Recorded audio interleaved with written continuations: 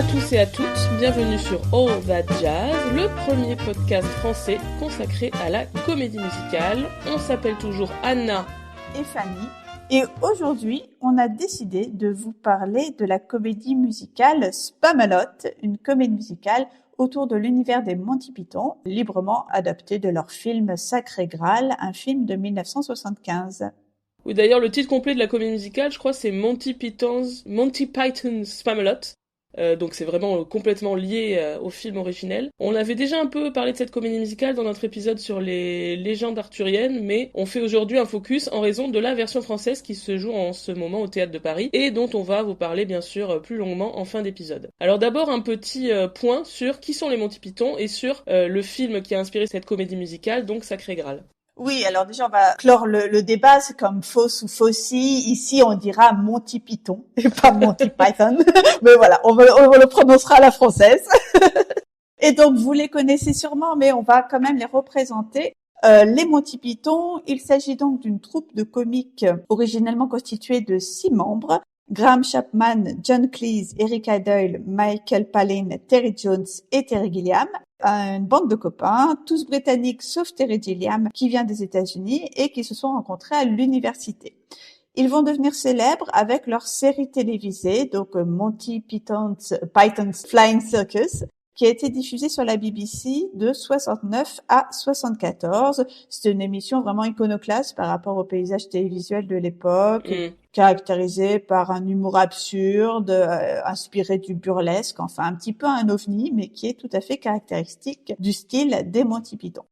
Et donc, les Monty Python accéderont à la reconnaissance internationale grâce à une série de longs métrages qu'ils écrivent et réalisent eux-mêmes, parmi lesquels Sacré Graal, film de 1975, titre original Monty Python's and the Holy Grail.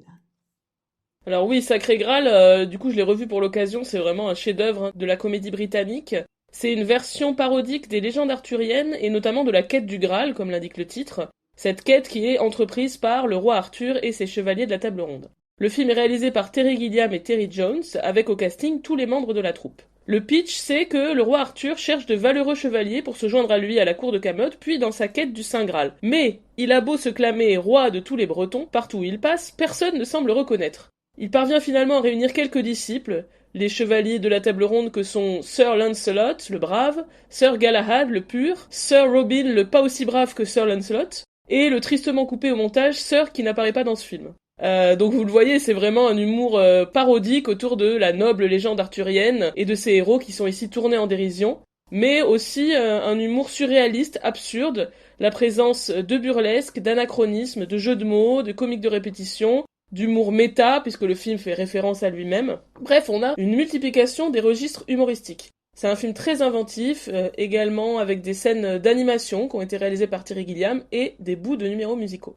Alors oui, je l'ai pas précisé, mais donc Sacré Graal, c'est le premier des 3 films que les Monty Python réalisent ensemble. Ils feront 2 autres films dans les années 70 et 80, La vie de Brian en 1979, parodie de La vie de Jésus, et Le sens de la vie en 1983. Après les années 80, chaque membre poursuit un peu des projets au cinéma ou à la télévision, souvent en collaboration.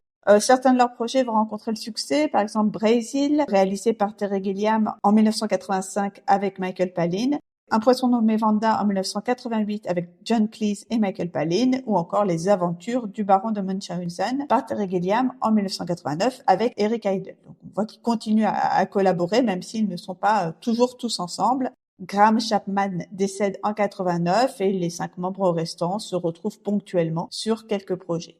En 2005, c'est donc la création de Spamalot à Broadway, donc la comédie musicale inspirée principalement de Sacré Graal. Le début des années 2000, c'est un contexte très favorable à la comédie musicale dite comique, qui va être initiée par le succès des producteurs de Mel Brooks, dont on avait déjà parlé dans ce podcast en 2001, parce que à la suite du succès phénoménal des producteurs, on va avoir toute une veine donc de comédie musicale comique dans différents registres, on va dire, mais toutes qui sont très très clairement des comédies comme Avenue Q en 2003, Legally Blonde en 2007 ou encore Frankenstein Junior en 2007 également. On a à la fois, on va dire, cette filiation de comédie musicale comique, mais c'est aussi d'ailleurs Spamalot l'illustration d'une autre tendance que traverse la comédie musicale sur scène depuis le début des années 2000 et qui ne s'en départit presque pas depuis.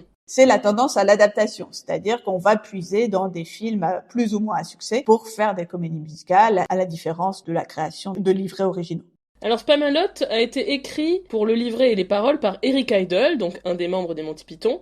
Pour un petit focus sur Eric Idle, dans sa carrière solo, il a notamment été spécialisé dans les chansons humoristiques. Je vous conseille vraiment, surtout si, comme moi, vous n'aimez pas trop les fêtes de Noël, d'écouter sa chanson qui s'appelle Fuck Christmas. C'est vraiment un chef-d'œuvre absolument hilarant. Il a aussi créé le groupe The Ruttles, qui est en fait un groupe pastiche des Beatles, dont les chansons sont absolument géniales. Si vous connaissez bien les Beatles en particulier, c'est vachement bien écrit. Et les Ruttles apparaissent notamment dans un film qui est donc un mockumentary, c'est-à-dire un faux documentaire, qui s'appelle All You Need Is Cash et qui est hilarant en 1978. Ah oui, je connaissais pas du tout, ça donne envie, je vais aller jeter un coup d'œil. Ouais, c'est vachement bien. Spamalot, je disais tout à l'heure que c'était principalement inspiré de Sacré Graal parce que en fait, on est un peu comme dans le cas de 42e rue. On va mélanger des chansons du film dont la comédie musicale et l'adaptation à d'autres chansons d'autres films de la même troupe. Oui, alors il y a 4 chansons qui viennent d'œuvres précédentes des Monty Python, 2 qui figuraient dans Sacré Graal. C'est les chansons Knights of the Round Table et Brave Sir Robin, qui ont été écrites par Neil Innes, qui est un compositeur proche des Monty Python, qui a souvent écrit pour eux, et qui participe à ce fameux projet dont je parlais sur les parodies des Beatles.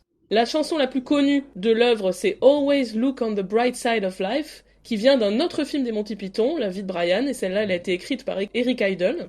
Enfin, on a également la chanson, la première chanson en fait de Spamalot, Finland, qui vient du dernier album studio des Monty Python, qui s'appelait Monty Python's Contractual Obligation Album. C'est drôle. Chanson écrite par Michael Palin. Et donc les autres chansons de Spamalot ont été composées donc pour la pièce, spécialement pour la pièce, par John Duprez, qui est un compositeur plutôt cinéma, collaborateur des Monty Python depuis La vie de Brian en 79. Alors la mise en scène de la création à Broadway est assurée par le cinéaste Mike Nichols, je trouve ça assez étonnant. Il est connu pour ses films donc à partir des années 60, Qui a peur de Virginia Woolf, son premier long métrage en 66, Le lauréat également, Ce plaisir qu'on dit charnel, La brûlure, The Birdcage en 96 qui était un remake de La cage aux folles, ou encore Closer en 2004. C'est également un metteur en scène de théâtre, mais pas spécialement de comédie musicale. En revanche, c'est vrai qu'il a commencé comme humoriste, donc c'est peut-être de ce côté-là qu'on est allé le chercher pour mettre en scène Spamalot. Mais du coup, qu'est-ce que ça raconte au fait, Spamalot ? Comme Sacré Graal, ça va se concentrer sur la quête du Graal menée par Arthur et ses chevaliers de la table ronde. Mais en vrai, ça va surtout ressembler à une succession de gags, tous plus loufoques les uns que les autres. Et en fait, on retrouve un petit peu le format sketch des Monty Python. Et ça va surtout nous présenter successivement une galaxie de personnages truculents. Oui, on a un dispositif narratif quand même avec un historien ou une historienne dans certaines versions qui explique où on en est dans l'histoire.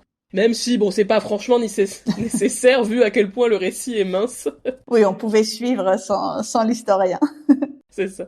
Le cast originel de cette première version de Broadway, c'est vraiment en fait un cast de mégastars. On a par exemple le rôle d'Arthur qui est créé par Tim Curry, qui évidemment avait déjà figuré dans le Rocky Horror Show. Ou encore on a le rôle de Lady of the Lake qui est incarné par Sarah Ramirez, qui est surtout connue du grand public pour son rôle de Callie Torres dans Grey's Anatomy.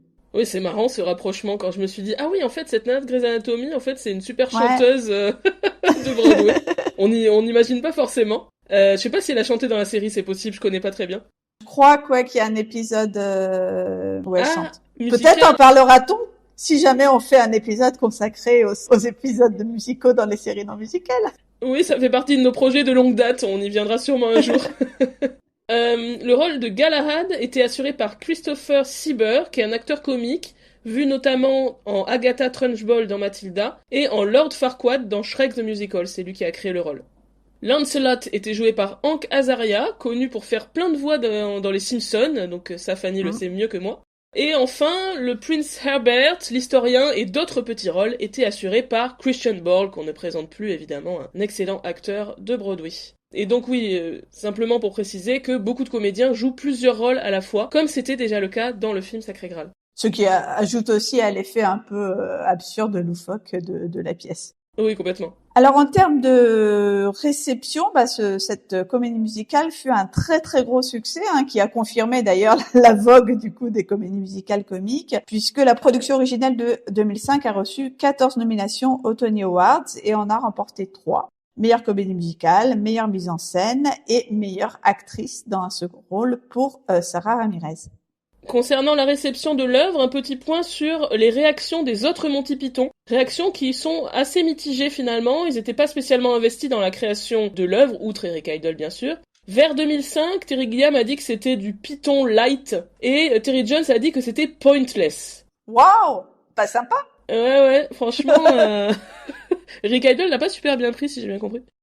Néanmoins, avec le temps et j'imagine aussi avec le succès de Spamalot, les Monty Python sont devenus plus indulgents. Terry Jones finalement dit que ce qu'il préfère, ce sont les parties qui ont été ajoutées par rapport au film, qui n'étaient pas dans le film, comme par exemple la chanson de la diva. Et Rick Idle a plaisanté en disant « Je leur ai fait de l'argent et ces enfoirés ingrats ne m'ont jamais remercié. » Non mais bonne ambiance entre les Monty Python. Tu sens, ils en blaguent et tout, mais tu sens que c'est peut-être un petit point de tension entre eux. En tout cas, c'est un succès public, parce que le premier run de cette comédie musicale a duré plus de 1500 performances, ça en fait une production qui a été vue par plus de 2 millions de personnes et qui a remporté plus de 175 millions de dollars. Je pense l'avoir vu en 2007 d'ailleurs à Broadway, donc potentiellement dans son à peu près, on va dire, original Broadway cast. J'y allais un peu à reculons, j'avoue, parce que j'étais rebutée par l'univers chevalier médiéval. Marie-Cécile, qui connaissait beaucoup mieux les Monty Python que moi, m'a convaincue et vraiment, j'ai pas regretté. Quand je me dis quelle lignard j'étais à l'époque, évidemment, ça m'a beaucoup plu. C'était comme souvent une belle surprise parce que je conserve cette habitude d'aller au spectacle sans connaître quoi que ce soit à l'œuvre que je vais voir. Donc, de Broadway, évidemment, comme d'habitude, vous commencez à connaître l'histoire. Il y a un transfert à Londres dès 2006, donc très rapidement. Transfert lors duquel Tim Curry reprend son rôle, et lors duquel Anna Waddingham prend le rôle de la Dame du Lac. Alors Anna Waddingham, c'est une superbe interprète, incroyable voix. Vous la connaissez peut-être dans un rôle non chanté, là aussi, pour son rôle dans Ted Lasso, le rôle de la présidente du club de foot. Alors une série absolument exceptionnelle, Ted Lasso, que je vous conseille.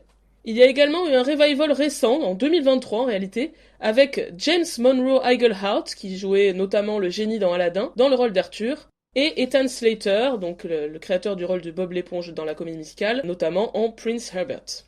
Personnellement, j'ai vu, moi aussi Spamalot, je l'ai vu à Londres il y a quelques années. J'ai un très bon souvenir, je crois que c'est la première comédie musicale à laquelle j'avais emmené mon compagnon, parce que je me disais que c'était une valeur sûre, parce que de tous les cas ça allait être drôle. J'ai un souvenir pas du tout précis de cette production, mais je me souviens que j'avais beaucoup aimé. Alors, on va vous dire quelques mots d'analyse en fait de cette pièce et notamment sur la question de l'adaptation par rapport au film Sacré Graal. Bon, attention, là, ça va quand même pas mal spoiler à la fois la pièce et le film. Alors, si vous voulez garder la surprise, peut-être passer un petit peu cette partie-là. Oui, mais je trouvais ça intéressant de voir comment a été adapté précisément, on va dire, Sacré Graal. Beaucoup de scènes et de gags sont repris quasiment à l'identique. Par exemple, le gag du bruit des chevaux, qui sont en fait des noix de coco qu'on entrechoque. Également, à sa suite, l'interminable discussion avec un garde sur est-ce qu'une hirondelle peut porter une noix de coco. La rencontre avec une communauté d'anarcho-syndicalistes qui explique à Arthur qu'il ne peut pas fonder un gouvernement légitime sur une cérémonie aquatique durant laquelle une folle lui a confié une effet sacré. Scène absolument culte. Un duel à l'épée totalement absurde où le découpage de ses 4 membres ne décourage absolument pas l'un des 2 combattants. La rencontre avec un Français très désagréable qui mène à une réinvention cocasse de l'épisode du cheval de Troie en lapin de Troie, avec les héros qui oublient de se mettre à l'intérieur du lapin, c'est ballot. Oui, ça c'est vraiment très bon. La scène dans la forêt avec les chevaliers qui disent ni, moment absolument culte aussi, et qui vont ensuite exiger qu'on leur offre un jardinet, a shrubbery. Le prince efféminé enfermé dans une tour par son père, les gardes idiots qui ne comprennent pas les consignes, ça aussi c'est hilarant. Le petit lapin tout mignon qui s'avère être une bête féroce également.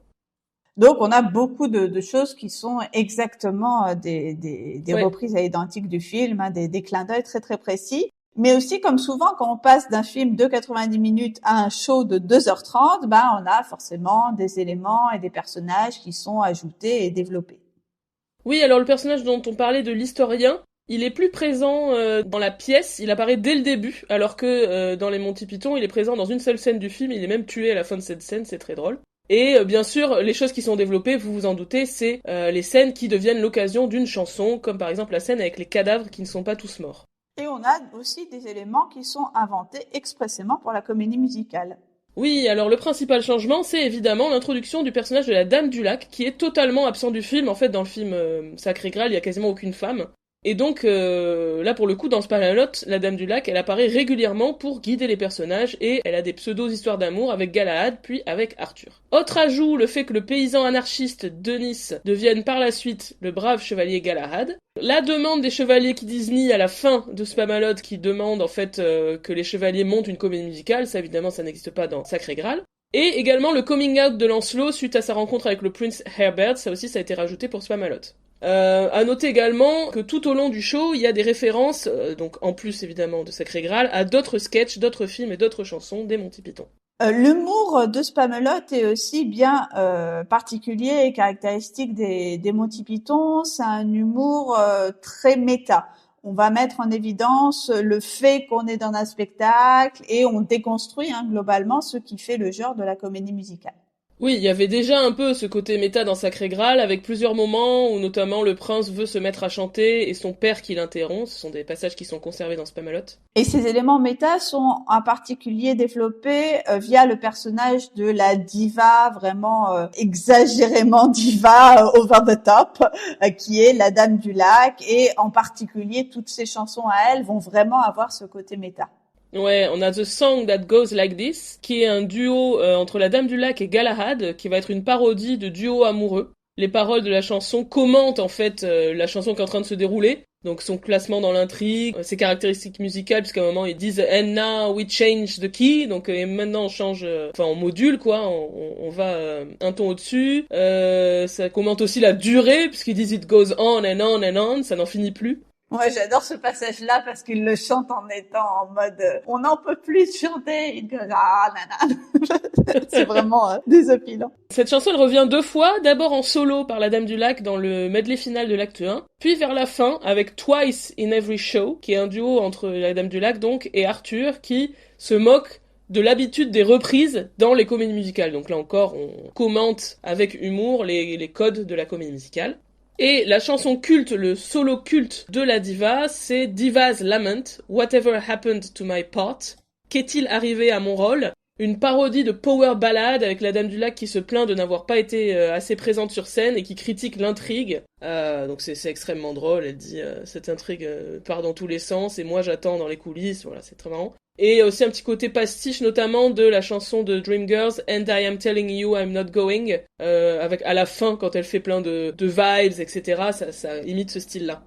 Et dans les autres chansons méta, ou en tout cas qui commentent l'univers du spectacle, il y a aussi la chanson You Won't Succeed on Broadway, qui explique, en tout cas dans sa version originelle, que l'ingrédient indispensable pour réussir à Broadway, c'est les Juifs. Mais on va revenir sur ce point un petit peu plus tard. Alors cette tendance méta, elle est évidemment pas propre à Spamalot en tant que telle, et même en fait, je dirais qu'il me semble que c'est une tendance forte de la comédie musicale depuis la moitié des années 2000 jusqu'à peut-être le début des années 2010. Je pense par exemple à une comédie musicale comme Something Rotten. Enfin, c'est vraiment des trucs que je dis un petit peu à la louche, mais j'ai l'impression que ça s'est un tout petit peu calmé depuis cette tendance, mais je sais pas trop.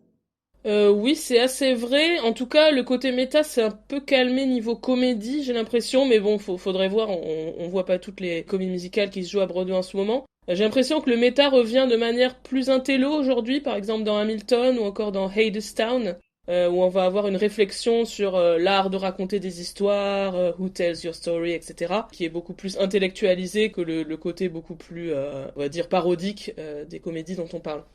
Dans Spamalot, il y a aussi de l'humour plus potache. Donc en dehors évidemment des gags qui sont déjà d'un Sacré Graal, on a par exemple le coming out de Lancelot en mode disco. Où on a brusquement des paillettes, voilà, ils sont tous couverts de paillettes, on a une armada de boys qui débarque, c'est assez rigolo. Et autre chanson assez marrante, c'est I'm All Alone, où Arthur se lamente de sa solitude, alors que son serviteur Patsy est juste là. Il est juste à côté, et il souffre d'être ignoré. Je trouve ça extrêmement drôle. Ça fait un peu penser, enfin, en tout cas, ça annonce en quelque sorte, le duo You and Me, but Mostly Me de Book of Mormon, je trouve. Oui, moi aussi, ça m'y a fait beaucoup penser. J'adore ces chansons où on a le héros et son sidekick qui chantent en contrepoint. Et là aussi, c'est très méta, puisque ça met en évidence la codification et la structuration du récit et des personnages. Mm. Et donc, on va à présent vous parler de l'adaptation française, parce que bon, on l'a pas mentionné, mais Spamalot, on va dire de façon logique compte tenu de son succès, c'est un spectacle qui a connu de nombreuses productions internationales en Australie, en Espagne, en Allemagne, en Hongrie, en Suède, au Mexique, au Japon, en Norvège, en Corée du Sud, en Serbie, au Canada et en France, bien sûr. Elle s'est déjà jouée en fait à Paris en 2010 au Théâtre Comédia. Puis en 2013 à Bobino, adapté et mis en scène par Pierre-François Martin Laval qui jouait le rôle d'Arthur. Oui, alors Pierre-François Martin Laval, dit PEF, c'est, comme vous le savez sûrement, un ancien de la troupe comique des Robins des Bois, une troupe qui était, elle, très influencée par les Monty Python, hein. Ça fait vraiment sens que PEF se soit penché sur cette œuvre-là.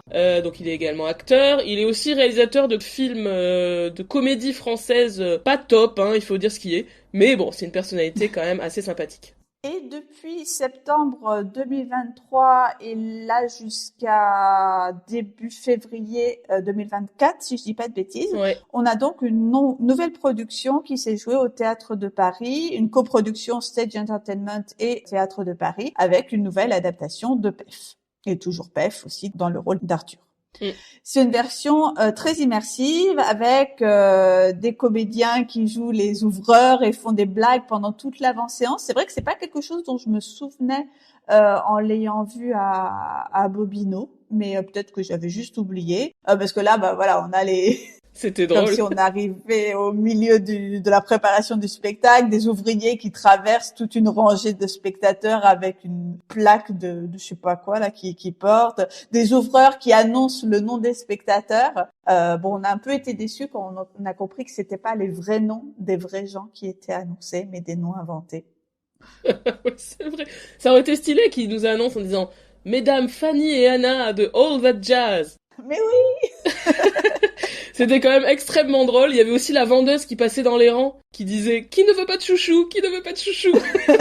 Parce elle avait donc un truc de vendeuse d'avant-séance de théâtre ou de cinéma là où il y avait rien dedans. Enfin, c'était un peu très drôle. Et c'était même dès avant l'entrée en salle avec la présence de chevaliers qui proposaient des free hugs.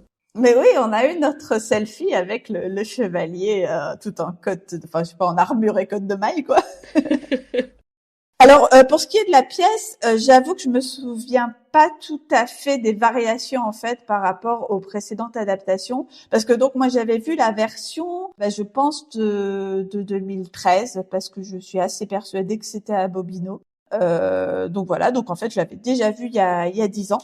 Et je me souviens pas exactement de ce qui a changé par rapport à la version de 2013, mais en tout cas, cette fois, on a pu remarquer de nombreuses références à la culture française, hein. D'ailleurs, pour rester fidèle à la tendance méta de Spamalot, on a ici de nombreuses références à la comédie musicale française, par exemple une référence à la chanson Belle de Notre-Dame de Paris. Oui, il y avait aussi des références à Roméo et Juliette. À un moment, ils disent, je sais plus quoi, les rois du monde font tout ce qu'ils veulent. Enfin, ils citent les paroles de cette chanson-là.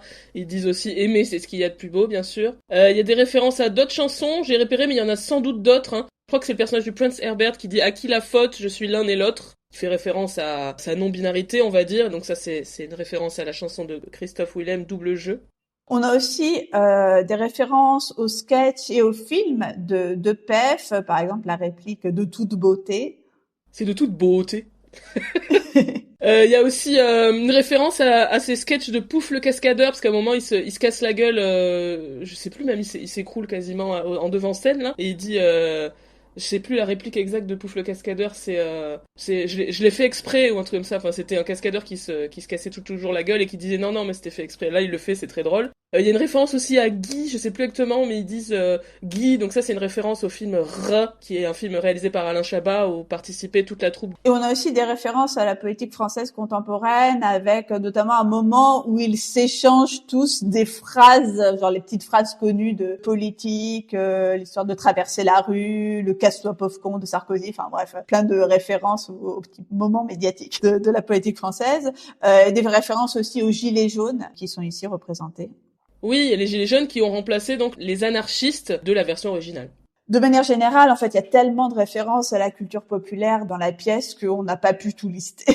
Oui, il y a aussi un moment des références à Retour vers le futur, où ils disent là où on va, on n'a pas besoin de route, donc réplique culte qui est à la fin du premier Retour vers le futur. Ils disent aussi nom de Zeus à un moment. Je sais pas si ces références à Retour vers le futur sont présentes en VO, je suis pas sûre. J'ai l'impression que non, mais bon, je me souviens pas bien. Ouais, je me souviens pas du tout.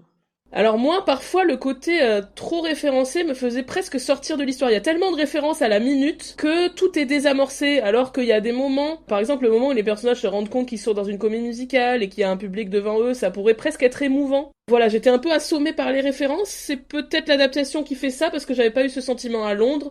Mais bon, c'est peut-être aussi tout simplement qu'à Londres, je comprenais pas toutes les rêves. Si ça se trouve, il y a autant de rêves dans la version originale, mais juste on les comprend pas forcément parce que c'est des références humoristiques qu'on n'a pas, etc. Mais bon, au final, j'ai quand même beaucoup ri. C'est très bon enfant, cette pièce.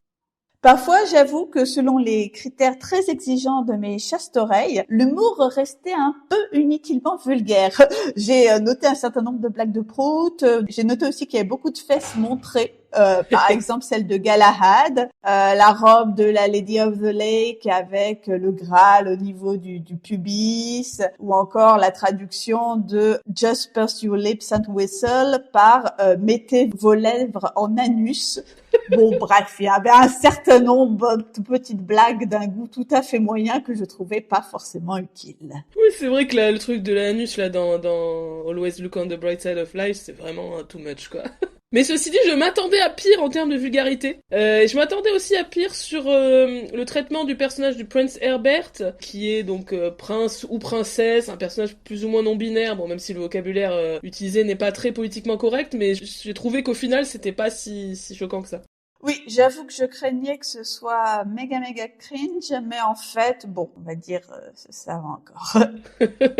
Et dans le genre, pour rester sur les thématiques LGBT, la séquence His Name is Lancelot passe donc de l'ambiance disco, dont on parlait tout à l'heure, à une ambiance, dans cette version-là, plutôt club gay, avec notamment descente sur la scène d'un drapeau LGBT géant.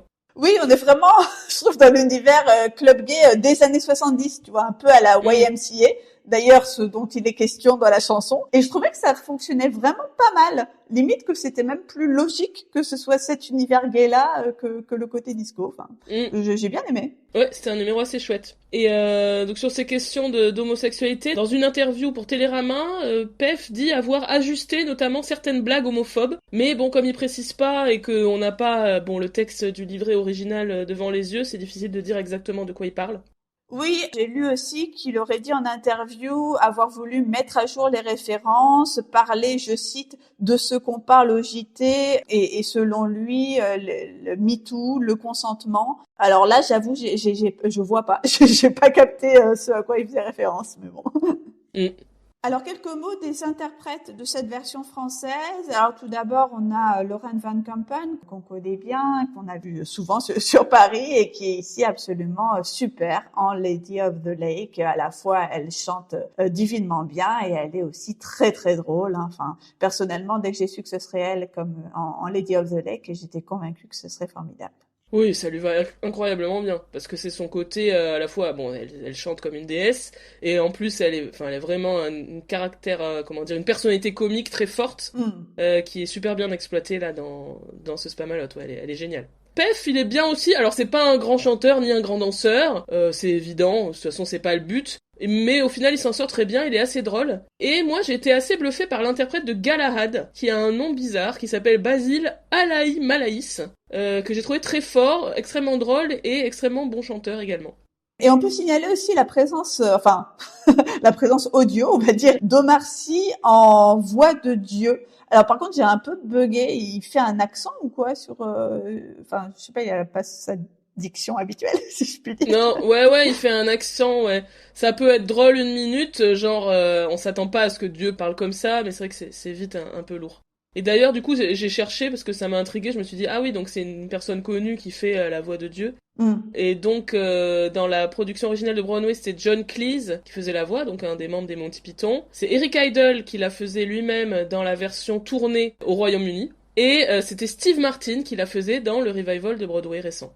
Alors, on voulait mentionner quelques points, voilà, qui nous ont interpellés dans le spectacle qu'on a vu. Je voulais juste rappeler le tout début, en fait, on va dire dans la liste des adaptations qui fonctionnent bien. Je trouve que c'est la traduction de Finlande par Bretagne, puisque du coup, on nous dit au début, ça se passe en version originale in England, mais ils comprennent mal et du coup, ils comprennent in Finland et ça commence sur la Finlande. Mais ici, le truc, c'est ça commence en Grande-Bretagne et du coup, on comprend que ça commence en Bretagne et donc on a un premier tableau où on a les danseuses avec des coiffes de bigouden et tout le monde en ciré. Bon voilà, c'est rigolo. Je trouve que ça marche bien. Ouais, c'est plutôt marrant, ouais. L'autre idée d'adaptation que j'ai trouvé très drôle, c'est dans la scène où les chevaliers rencontrent le fameux français injurieux là qui les agonie d'insultes. Et du coup, forcément, comme ils rencontrent un français et que eux, ils sont censés être anglais, mais qui parlent en français puisque c'est une adaptation, du coup, à ce moment-là, quand ils interagissent avec le français, soudain, ils prennent des accents anglais pour marquer la différence. C'est hyper drôle. Ils disent, oh, nous sommes anglais. Je me souviens que ça m'a beaucoup fait rire. Oui, complètement absurde, mais Oui, on va dire simple mais efficace. c'est ça. Alors, voilà le point que nous souhaitions Oui. aborder de manière un peu longue. La traduction de You Won't Succeed on Broadway, cette chanson particulière. Sa traduction nous a laissé perplexes et nous a posé plein de questions. Donc je resitue, la chanson originale c'est donc You Won't Succeed on Broadway if you don't have any Jews. Donc nous ne réussirons pas à Broadway si nous n'avons pas de Juifs. Et cette parole, ça fait écho à l'importance des Juifs dans le spectacle new-yorkais. Mais cette référence passe plus ou moins difficilement à l'international. C'est vrai que cette idée qu'il faut forcément des juifs pour réussir dans le spectacle, elle est pas vraiment valable ailleurs qu'à Broadway. Et donc, ailleurs qu'à Broadway, elle peut sonner problématique. Et donc, on a joué à un jeu. On a regardé les choix de traduction faits dans les différents pays.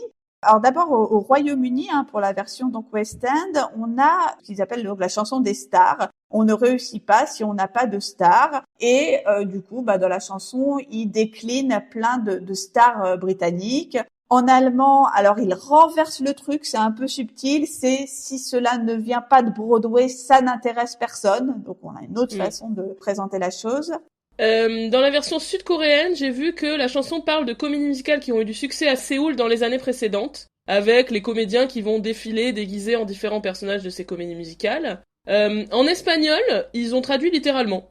Ici, nos tienes judíos, c'est très étonnant parce que pour le coup, voilà, la référence en Espagne est très éloignée de ce qu'on peut voir, j'imagine, dans le spectacle espagnol. Enfin, j'en sais rien, mais je crois. Donc c'est amusant, voilà, c'est tout ce qu'on a trouvé. J'ai cherché d'autres traductions, mais bon, on n'est pas non plus multilingue avec Fanny, donc c'était un peu difficile de trouver d'autres informations. Mais si vous en connaissez d'autres traductions de Spamalot, ça nous intéresse de savoir comment ils ont adapté cette question-là. Et intéressant, j'ai lu un article sur le revival récent, donc de 2023, où le journaliste dit que cette chanson sonne bizarre aujourd'hui, c'est-à-dire lui trouve même à Broadway ça sonne bizarre, et qu'il sentait que le public était tendu quand la chanson commence, mais que finalement, selon le journaliste en tout cas, ça fonctionne toujours et c'est toujours drôle. Mais en tout cas, ça veut dire que la question se pose à chaque production de Spamalot d'à quel point c'est problématique ce propos-là, quoi. Alors, on savait que la traduction de 2010 serait revue. En fait, je l'avais pas mentionné, mais je crois qu'on en a déjà parlé à l'antenne du podcast, parce que j'avais beaucoup râlé sur l'ancienne traduction, parce qu'on avait une rime en hub. Si on ne réussira pas à Broadway, si on n'a pas de tube. Et vraiment, j'étais scandalisée par cette rime que je trouvais vraiment très très laide. Et voilà, on savait que on avait nos petits informateurs. On savait que ça allait être revu, mais on était hyper impatients de savoir comment ça allait être traduit et comment ils allaient résoudre ce problème. Et finalement, c'est pire. Mais franchement, j'ai trouvé le choix aberrant. Désolée, parce que en fait, là, on garde la référence aux Juifs, mais avant la chanson, en fait, dans une partie parlée, donc ça instaure un gros malaise dans la salle. Parce que voilà, il y a un des personnages qui dit on peut pas réussir si on n'a pas de juifs. Et il y a un autre personnage qui dit mais ah non attends, tu peux pas dire ça, voilà, ça se fait pas, on peut pas dire ça aujourd'hui. Et après on part sur complètement autre chose, on part sur les influenceurs. Pour avoir beaucoup de succès, il faut être influenceur. Et en mode je suis mais tellement perplexe. Je dis mais pourquoi ça complique le truc de façon aberrante à mon avis. Oui, parce qu'en fait, donc le personnage de Patsy explique qu'il est juif, donc ça désamorce aussi parce que c'est lui qui dit qu'il faut des juifs. Et ensuite, il dit que les juifs sont hyper importants pour la comédie musicale. Je crois qu'il donne l'exemple de West Side Story. Bon, effectivement, la plupart des créateurs de West Side Story sont juifs. Et donc ça, c'est comme dans la VO. Sauf qu'ensuite, comme tu dis, la chanson n'a rien à voir avec ça et dévie sur des références reloues à Instagram, à TikTok, etc. Et là, on s'est demandé, pourquoi garder cette référence aux juifs? Et en fait, on le fait pour souligner l'écart entre parole et partition. Ouais, puisque la musique a des accents juifs, elle sonne un peu klezmer, hein, donc c'est cette tradition musicale ashkénaze. Je crois que c'est le chef d'orchestre qui intervient et qui dit du coup comment ça se passe, qui chante la chanson, parce que là j'ai une chanson juive et ça parle genre ils soulignent eux-mêmes l'incohérence du truc. Sincèrement, moi je trouve que ça fait vraiment, on a trop réfléchi et c'est inutilement compliqué. Mon hypothèse, c'est aussi que Pef voulait faire un numéro Louis de Funès, parce qu'il se lance dans une imitation. Oui, en fait, les refs dans la version originale, c'est plutôt des références à Fiddler on the Roof, hein, qui est un peu la comédie musicale sur des thématiques juives, deviennent ici la Corée de Rabbi Jacob. Et oui, et aussi encore une fois dans les dialogues, non, parce que je crois qu'il dit Patsy est juif, oh non Patsy est juif, enfin comme dans. Ah oui, Patsy vous êtes juif, enfin comme, vous êtes comme juif. dans Rabbi Jacob. Bon, voilà, ça nous a fait beaucoup cogiter cette histoire. À mon avis, mon humble avis, c'est qu'on peut tout à fait déjudéiser entre guillemets un tout petit peu la musique en jouant avec les arrangements. Et de toute façon, en fait, dans toutes les versions, même quand ça parle plus des juifs, on a gardé ces sonorités et ça pose pas de problème. Ça fait juste comédie musicale. Enfin, je sais pas. Moi, ma préconisation, si on me demandait mon avis, je serais de partir sur la version anglaise avec des références aux comédies musicales françaises ou simplement peut-être sur des références à la tendance au star system dans le spectacle vivant. Par exemple, il faut un acteur de la télé. Enfin, moi, je serais partie sur quelque chose de très simple. Et je pense qu'il y a personne absolument 0% de spectateurs français qui se seraient dit c'est bizarre, la musique elle fait un peu juive, c'est pas tout à fait cohérent avec les paroles qui ne font pas mention de la judéité. Mais voilà. Donc voilà, ça c'était notre point, ça fait longtemps qu'on en parle de ça, hein, qu'on voulait faire ce point sur cette chanson parce que ça nous travaille. Et que c'est hyper intéressant en fait la question de comment on adapte une référence culturelle d'un pays à l'autre, des choses qui peuvent paraître naturelles et drôles dans une langue ou dans un pays, ne plus l'être du tout dans une autre langue, dans un autre pays. Donc voilà, c'est quelque chose de vraiment très intéressant. Là, on trouve que le choix fait par l'équipe de ce nouveau Spamalot est un petit peu alambiqué, on va dire ça comme ça. Et je trouve que c'est vraiment intéressant parce que en fait moi ça m'a pointé un truc auquel j'avais pas spécialement réfléchi, j'avoue. C'est que dans la comédie musicale, sur ces questions d'adaptation, tu as aussi les sonorités de la musique en fait, et combien la musique colle aux paroles. Quand tu changes les paroles, parfois il est nécessaire de pas forcément changer la musique, mais tu vois, je disais en jouant au niveau des arrangements. J'avoue que bêtement, j'avais jamais trop réfléchi à quel point la musique colle aux paroles. Et comment ces questions d'adaptation jouent aussi sur la mélodie elle-même en quelque sorte. Ouais, voilà, ça m'a vraiment ouvert les yeux. Et donc, je pense qu'on a dit à peu près tout ce qu'on voulait dire sur cette version française de Spamalot, qui se joue encore jusqu'au 10 février. On arrive un peu tard, sorry, on a mis un peu de temps à enregistrer cet épisode, mais si vous aimez les comédies musicales humoristiques, n'hésitez vraiment pas à aller voir dans les dernières dates Spamalot au Théâtre de Paris. Le public était un peu clairsemé le soir où on l'a vu. Ça m'a étonné, pourtant j'imagine que le bouche à oreille doit être plutôt bon sur cette pièce, parce que le public finalement semble être vraiment enthousiaste. Ouais, essayez d'y aller avant que ça ferme, parce que c'est vraiment un spectacle de très grande qualité, qui serait dommage de louper si vous êtes sur Paris. Dernier point dont on voulait parler, l'éventualité d'une version cinématographique de Spamalot, puisqu'on a souvent ce mécanisme maintenant des comédies musicales scéniques inspirées de films qui ensuite deviennent des films musicaux. Est-ce qu'on peut espérer une version cinéma de Spamalot? Eh ben oui, parce que lorsqu'on en avait parlé dans l'épisode sur les légendes arthuriennes, justement, une adaptation cinéma était en préparation, produite par la Fox, écrite toujours par Eric Idle et réalisée par le metteur en scène de Broadway, Casey Nicholaw, qui a notamment mis en scène Book of Mormon ou encore Mean Girls, et qui était le chorégraphe de Spamalot sur la version originale de Broadway.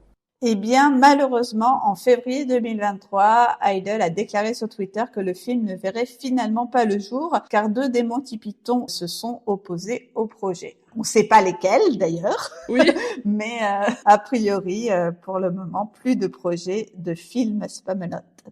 On en revient à cette question de tension entre les anciens membres de la troupe. Bon, eh bien, merci de nous avoir écoutés pour ce nouvel épisode de All That Jazz. N'hésitez pas à nous écrire, je pense que beaucoup d'entre vous auront vu Spamalot dans cette dernière version ou dans une autre, donc n'hésitez pas à nous donner votre avis. Ben voilà, à bientôt pour un nouvel épisode de All That Jazz. À bientôt.